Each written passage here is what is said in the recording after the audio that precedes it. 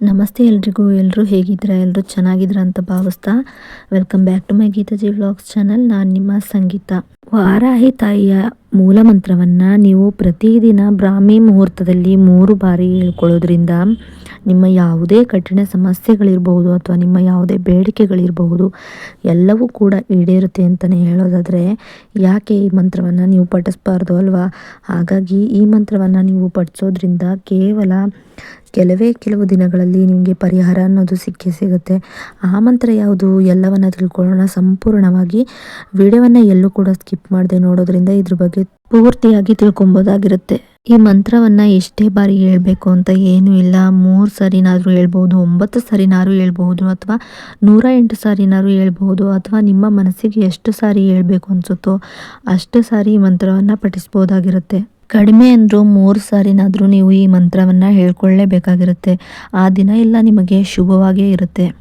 ಪ್ರತಿದಿನ ಕೂಡ ನಾವು ಎದ್ದಾಗ ಸಂತೋಷವಾಗಿ ಆ ದಿನ ಎಲ್ಲ ಚೆನ್ನಾಗಿರಬೇಕು ಅಂತ ಅಂದ್ಕೊಂಡು ನಾವು ಎದ್ದು ಪೂಜೆ ಪುನಸ್ಕಾರಗಳನ್ನೆಲ್ಲ ಮಾಡ್ತೀವಿ. ಹಾಗೆ ಈ ಮಂತ್ರವನ್ನು ಎದ್ದ ತಕ್ಷಣ ನೀವು ಈ 3 ಬಾರಿ ಹೇಳ್ಕೊಳ್ಳೋದ್ರಿಂದ ಕೂಡ ನಿಮಗೆ ಆ ದಿನವೆಲ್ಲ ಕೂಡ ಸಂತೋಷದಿಂದ, ಹಾಗೆ ನಿಮಗೆ ಒಳ್ಳೆಯ ದಿನಗಳಿಂದ ಆರಂಭ ಆಗುತ್ತೆ. ಕೆಲವರಿಗೆ ವಯಸ್ಸಾಗಿರುತ್ತೆ, ಕಾಲು ನೋವಿರುತ್ತೆ, ಹಾಗೆ ಎದ್ದೊಳೋದಕ್ಕಾಗೋದಿಲ್ಲ, ಮಲಗಿತವೇ ಇರ್ತಾರೆ. ಅಂಥವ್ರು ಕೂಡ ನಾವು ಸ್ನಾನ ಮಾಡ್ಕೊಳ್ದೆ ಈ ಮಂತ್ರವನ್ನು ಪಠಿಸ್ಬೋದು ಅನ್ನೋದಾದರೆ ಹೌದು, ಈ ಮಂತ್ರವನ್ನು ಸ್ನಾನ ಮಾಡ್ದೇ ಕೂಡ ಪಠಿಸ್ಬೋದಾಗಿರುತ್ತೆ. ಇದು ತುಂಬಾ ಪವರ್ಫುಲ್ ಮಂತ್ರ ಆಗಿರೋದ್ರಿಂದ ನೀವು ಇದಕ್ಕೆ ಏನು ಸ್ನಾನನೇ ಮಾಡಬೇಕು ಅಂತ ಏನೂ ಇಲ್ಲ. ಈ ಮಂತ್ರವನ್ನು ಶ್ರದ್ಧೆಯಿಂದ ಹಾಗೆ ಭಕ್ತಿಯಿಂದ ಪಠಿಸಿದ್ರೆ ಯಾವುದೇ ರೀತಿಯ ಕಷ್ಟಗಳಿದ್ರೂ ಕೂಡ ದೂರ ಆಗುತ್ತೆ.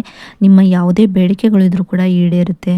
ಇನ್ನು ಈ ಮಂತ್ರವನ್ನು ಹೆಣ್ಮಕ್ಳು ಮುಟ್ಟಾದ ಸಮಯದಲ್ಲಿ ಪಠಿಸಬಾರ್ದು. ಹಾಗೆ ಹೊಸದಾಗಿ ಮದುವೆ ಆಗಿರೋರು ಕೂಡ ಇದನ್ನು ಪಠಿಸಬಾರ್ದಾಗಿರುತ್ತೆ. ಯಾಕಂದರೆ ಅವರ ದಾಂಪತ್ಯ ಜೀವನದಲ್ಲಿ ಕೆಲವೊಂದು ದಿನಗಳಿರೋದ್ರಿಂದ ಹಾಗಾಗಿ ಈ ಮಂತ್ರವನ್ನು ಪಠಿಸೋದು ಸೂಕ್ತ ಅಲ್ಲ ಅಂತಲೇ ಹೇಳಲಾಗಿರುತ್ತೆ. ಕೆಲವರಿಗೆ ಸ್ನಾನ ಮಾಡದೆ, ಮುಖ ತೊಳೆದೆ, ಹಲ್ಲು ಜೊತೆ ಇದನ್ನು ಹೇಳ್ಕೊಳ್ಳೋದಕ್ಕೆ ಇಷ್ಟ ಆಗೋದಿಲ್ಲ. ಅಂಥವ್ರಾದರೆ ನೀವು ಪೂಜೆ ಮಾಡೋ ಟೈಮಲ್ಲಿ ದೀಪವನ್ನು ಬೆಳಗಿಸಿ ಪೂಜೆ ಮಾಡೋ ಟೈಮಲ್ಲಿ ಈ ಮಂತ್ರವನ್ನು ಹೇಳ್ಕೊಳ್ಬಹುದಾಗಿರುತ್ತೆ. ನಮಗೆ ಆರೋಗ್ಯ ಸ್ಥಿತಿ ಸರಿ ಇಲ್ಲ, ನಾವು ಮಲಗಿತ್ತವೇ ಎಲ್ಲ ಆಗ್ತಿದೆ ಅಂಥವರು ಕೂಡ ಇದನ್ನು ನೀವು ಮಲಗಿದ ಜಾಗದಲ್ಲೇ ಹೇಳ್ಕೊಬೋದು. ಇದಕ್ಕೆ ಯಾವುದೇ ರೀತಿಯ ನಿಯಮ ಅನ್ನೋದಿಲ್ಲ. ಆದರೆ ಕೆಲವೊಂದು ನಿಯಮಗಳನ್ನು ಅನುಸರಿಸಲೇಬೇಕಾಗುತ್ತೆ. ಮುಟ್ಟಾದ ಸಮಯದಲ್ಲಿ ಇದನ್ನು ಹೇಳ್ಕೊಳ್ಬಾರ್ದು. ಮರಣ ಹೊಂದಿದ ಸಮಯದಲ್ಲೂ ಕೂಡ ಇದನ್ನು ಪಠಿಸಬಾರ್ದಾಗಿರುತ್ತೆ. ಆರೋಗ್ಯ ಪದೇ ಪದೇ ಹಾಳಾಗ್ತಿದೆ, ನಮಗೆ ಆರೋಗ್ಯದಲ್ಲಿ ಸುಧಾರಣೆ ಇಲ್ಲ ಅನ್ನೋರು ಕೂಡ ಈ ಮಂತ್ರವನ್ನು ಪಠಿಸ್ಬೋದು. ಆರೋಗ್ಯ ಕೂಡ ನಿಮಗೆ ಸುಧಾರಿಸುತ್ತೆ ಅಂತಲೇ ಹೇಳ್ಬೋದು. ನೀವು ಅಲ್ಲೇ ಮಲಗಿತ್ತವೇ ಹೇಳ್ಕೊಬೋದು. 3 ಬಾರಿನಾರು ಹೇಳ್ಕೊಬೋದು, 9 ಬಾರಿ ಇಲ್ಲ 21 ಬಾರಿ ಇಲ್ಲ 108 ಬಾರಿ, ನಿಮ್ಮ ಮನಸ್ಸಿಗೆ ಎಷ್ಟು ಬಾರಿ ಹೇಳ್ಬೇಕು ಅನಿಸುತ್ತೋ ಅಷ್ಟು ಬಾರಿ ನೀವು ಹೇಳ್ಕೊಬೋದು. ಇದರಿಂದ ತುಂಬಾ ಒಳ್ಳೆಯದಾಗುತ್ತೆ. ಹಾಗೆ ಆರೋಗ್ಯ ಸಮಸ್ಯೆ ಕೂಡ ಸುಧಾರಿಸುತ್ತೆ. ಹಾಗೆ ಆ ದಿನಪೂರ್ತಿ ನಿಮಗೆ ತುಂಬಾ ಚೆನ್ನಾಗಿರುತ್ತೆ. ಈ ಮಂತ್ರವನ್ನು ನೀವು ಎಲ್ಲೇ ಬೇಕಾದರೂ ಹೇಳ್ಕೊಬೋದು. ಅಂದರೆ ನೀವು ಪ್ರಯಾಣಿಸ್ತಿರ್ಬೇಕಾದ್ರೂ ಕೂಡ ಹೇಳ್ಕೊಬೋದು, ಅಥವಾ ನೀವು ಎಲ್ಲಾದರೂ ಹೊರಗಡೆ ಹೋದಾಗಲೂ ಕೂಡ ನೀವು ಅಲ್ಲಿ ಹೇಳ್ಕೊಬೋದು, ಅಥವಾ ನಿಮಗೆ ಯಾರಾದರೂ ಬೇಕಾಗಿದ್ದವರು ಒಂದು ಆರೋಗ್ಯ ಸಮಸ್ಯೆಯಿಂದ ಬಳಲ್ತಿರೋರು ಹಾಸ್ಪಿಟ್ಲಲ್ಲಿದ್ದರೆ, ಏನಾದರೂ ಎಮರ್ಜೆನ್ಸಿ ಆರೋಗ್ಯ ಸಮಸ್ಯೆಯಿಂದ ಬಳಲ್ತಿರಿದ್ರೂ ಕೂಡ ನೀವು ಆ ಒಂದು ಸಮಯದಲ್ಲಿ ಈ ಮಂತ್ರವನ್ನು ಹೇಳ್ಕೊಳ್ಳೋದ್ರಿಂದ ಅವರ ಆರೋಗ್ಯ ಕೂಡ ಸುಧಾರಿಸುತ್ತೆ. ಅವರು ಆ ಒಂದು ಕಠಿಣ ಪರಿಸ್ಥಿತಿಯಿಂದ ಹೊರಗೆ ಬರ್ತಾರೆ ಅಂತಲೇ ಹೇಳ್ಬೋದು. ಅವರ ಕಷ್ಟದ ಸಮಯದಲ್ಲೂ ಕೂಡ ನೀವು ಈ ಒಂದು ಮಂತ್ರವನ್ನು ಹೇಳಿಕೊಂಡು ಅವರ ಕಷ್ಟಗಳನ್ನು ನೀವು ದೂರ ಮಾಡು ತಾಯಿ ಅಂತ ಕೇಳಿಕೊಂಡು ಈ ಮಂತ್ರವನ್ನು ನೀವು ಕೂಡ ಪಠಿಸಬಹುದಾಗಿರುತ್ತೆ. ಇನ್ನೊಬ್ಬರ ಕಷ್ಟಕ್ಕೆ ನಾವು ವಾರಾಹಿ ತಾಯಿಯನ್ನು ಬೇಡಿಕೊಂಡು ಪಠಿಸಬಹುದಾಗಿರುತ್ತೆ.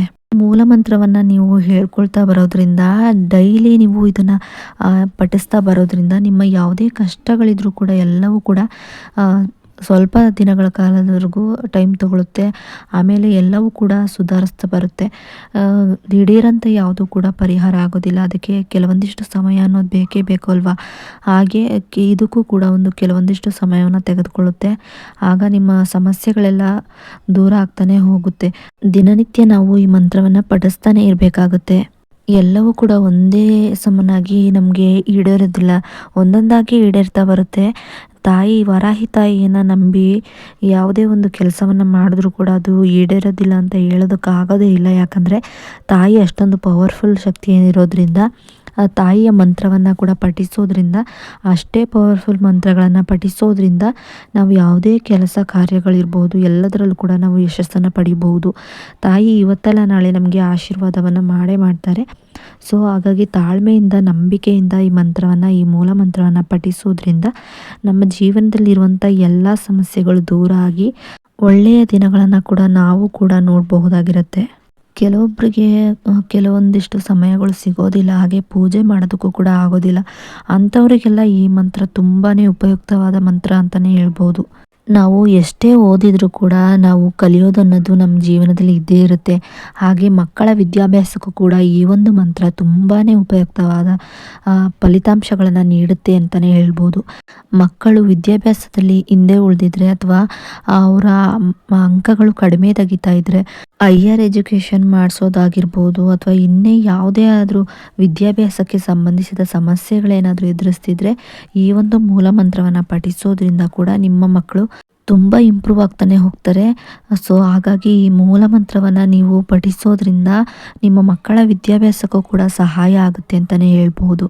ಹಾಗೆ ಎಷ್ಟೋ ಸಾರಿ ನೀವು ಕೆಲಸವನ್ನು ಹುಡುಕ್ತಾ ಇರ್ತೀರ, ಅಂಥವರು ಕೂಡ ನಿಮಗೆ ಕೆಲಸ ಸಿಗೋದಿಲ್ಲ. ಇಂಟರ್ವ್ಯೂಗೆ ಹೋಗಿರ್ತೀರ, ಇಂಟರ್ವ್ಯೂ ಅಟೆಂಡ್ ಮಾಡಿರ್ತೀರ, ಆದರೂ ಕೂಡ ಇಂಟರ್ವ್ಯೂವಲ್ಲಿ ಪಾಸ್ ಆದರೂ ಕೂಡ ನಮಗೆ ಕೆಲಸಗಳು ಸಿಗ್ತಾ ಇಲ್ಲ ಅನ್ನೋರು ಕೂಡ ಈ ಒಂದು ಮಂತ್ರವನ್ನು ಪಠಿಸೋದ್ರಿಂದ ಅವ್ರಿಗೂ ಕೂಡ ತುಂಬಾ ಒಳ್ಳೆ ರಿಸಲ್ಟ್ ಸಿಗುತ್ತೆ ಅಂತಲೇ ಹೇಳ್ಬೋದು. ಈ ಮೂಲ ಮಂತ್ರ ತುಂಬಾ ಪವರ್ಫುಲ್ ಆಗಿರೋದ್ರಿಂದ ನಿಮ್ಮ ಕೆಲಸವೂ ಕೂಡ ನಿಮಗೆ ಸಿಗುತ್ತೆ ಅಂತಲೇ ಹೇಳ್ಬೋದು.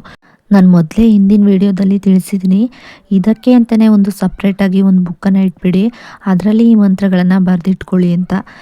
ಆ ಬುಕ್ಕಲ್ಲಿ ತಗೊಂಡು ಈ ಮಂತ್ರವನ್ನು ಬರೆದಿಟ್ಕೊಂಡು ನೀವು ಪ್ರತಿದಿನ 3 ಬಾರಿ ಹೇಳ್ಕೊಳ್ಳೋದ್ರಿಂದ ನಿಮಗೆ ಎಲ್ಲೂ ಕೂಡ ಇದನ್ನು ಹುಡುಕೋ ಅವಶ್ಯಕತೆ ಇರೋದಿಲ್ಲ. ಹಾಗಾಗಿ ಒಂದು ಬುಕ್ಕನ್ನು ಇದಕ್ಕೆ ಅಂತಲೇ ಸಪ್ರೇಟಾಗಿ ಇಟ್ಬಿಡಿ. ವಾರಾಹಿ ತಾಯಿ ದೇವಿಯ ಸ್ತೋತ್ರಗಳಿಗಾಗಿಯೇ ಒಂದು ಪುಸ್ತಕವನ್ನು ಸಪ್ರೇಟಾಗಿ ಇಟ್ಬಿಡಿ. ಸೊ ಎಲ್ಲೂ ಕೂಡ ಹುಡುಕೋ ಆಗಿಲ್ಲ. ಇದನ್ನು ತೆಗೆದು ನೀವು ಬೆಳಗ್ಗೆ ಎದ್ದ ತಕ್ಷಣ ಈ ಬುಕ್ಕನ್ನು ತೆಗೆದು ಓದ್ಕೊಬೋದಾಗ ಅಥವಾ ಪಠಿಸ್ಬೋದಾಗಿರುತ್ತೆ.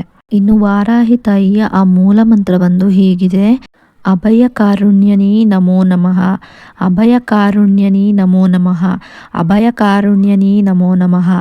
ಈ ರೀತಿ ಮಂತ್ರವನ್ನು ನೀವು 3 ಬಾರಿ ಅಥವಾ 9 ಬಾರಿ, 21 ಬಾರಿ ಅಥವಾ ನಿಮಗೆ ಎಷ್ಟು ಬಾರಿ ಹೇಳಬೇಕು ಅನಿಸುತ್ತೋ ಅಷ್ಟು ಬಾರಿ ಹೇಳಿಕೊಂಡು ನೀವು ಭಕ್ತಿಯಿಂದ ಹೇಳ್ಕೊಳ್ಳೋದ್ರಿಂದ ನಿಮ್ಮ ಯಾವುದೇ ಬೇಡಿಕೆ ಆಗಿರ್ಬೋದು, ಸಮಸ್ಯೆಗಳಾಗಿರ್ಬೋದು ಎಲ್ಲವೂ ಕೂಡ ಬಗೆಹರಿಯುತ್ತೆ ಅಂತಲೇ ಹೇಳ್ಬೋದು. ಇನ್ನು ನೀವು ಇದನ್ನು ಹೇಳ್ಕೊಳ್ಳೋದ್ರಿಂದ ನಿಮ್ಮ ಯಾವುದೇ ಬೇಡಿಕೆಗಳಾಗಿರ್ಬೋದು ಎಲ್ಲವೂ ಕೂಡ ಈಡೇರುತ್ತೆ, ನಿಮ್ಮ ಸಮಸ್ಯೆಗಳು ಬಗೆಹರಿಯುತ್ತೆ. ನಿಮ್ಮ ಮಕ್ಕಳ ವಿದ್ಯಾಭ್ಯಾಸದಲ್ಲೂ ಕೂಡ ಇದು ಒಳ್ಳೆಯ ಯಶಸ್ಸನ್ನು ತಂದುಕೊಡುತ್ತೆ ಅಂತ ಹೇಳ್ತಾ, ಈ ಒಂದು ಮಾಹಿತಿ ನಿಮಗೆ ಇಷ್ಟ ಆದಲ್ಲಿ ಲೈಕ್ ಮಾಡಿ, ಶೇರ್ ಮಾಡಿ, ಕಮೆಂಟ್ ಕೂಡ ಮಾಡಿ. ಇನ್ನಷ್ಟು ಇಂಥ ಮಾಹಿತಿಗಳನ್ನು ನೀವು ಪಡ್ಕೊಬೇಕು ಅನ್ನೋದಾದರೆ ನನ್ನ ಗೀತಾಜಿ ವ್ಲಾಗ್ಸ್ ಚಾನಲ್ನ ಸಬ್ಸ್ಕ್ರೈಬ್ ಮಾಡ್ಕೊಂಡು ವಿಡಿಯೋ ನೋಡಿ.